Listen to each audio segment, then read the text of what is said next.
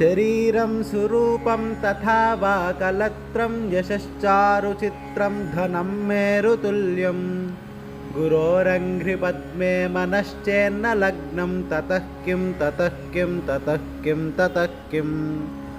कलत्रं धनं पुत्रपौत्रादि सर्वं गृहं बान्धवाः सर्वमेतद्धिजातं गुरोरङ्घ्रिपद्मे मनश्चेन्न लग्नं ततः किं ततः किं ततः किं ततः किं षडङ्गादिवेदो मुखे शास्त्रविद्या कवित्वादिगद्यं सुपद्यं करोति गुरोरङ्घ्रिपद्मे मनश्चेन्न लग्नं ततः किं ततः किं ततः किं ततः किं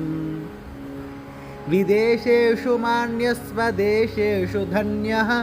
सदाचारवृत्तेषु मत्तो न चान्यः गुरोरङ्घ्रिपद्मे मनश्चेन्न लग्नं ततः किं ततः किं ततः किं ततः किं क्षमामण्डले भूपभूपालवृन्दैः सदा सेवितं यस्य पादारविन्दं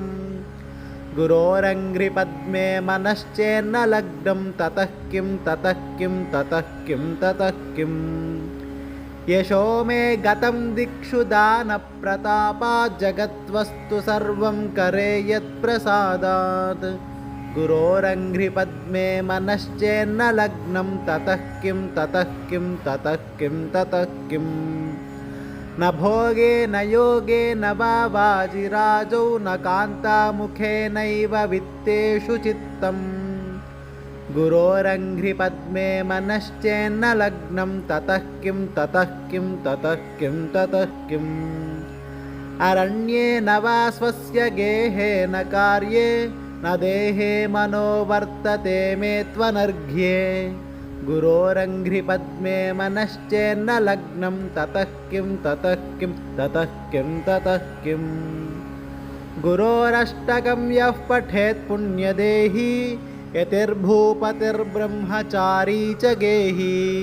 लभेद्वाञ्छितार्थं पदं ब्रह्मसंज्ञं गुरोरुक्तवाक्ये मनो यस्य लग्नम् इति श्रीजगद्गुरुशङ्कराचार्यविरचितं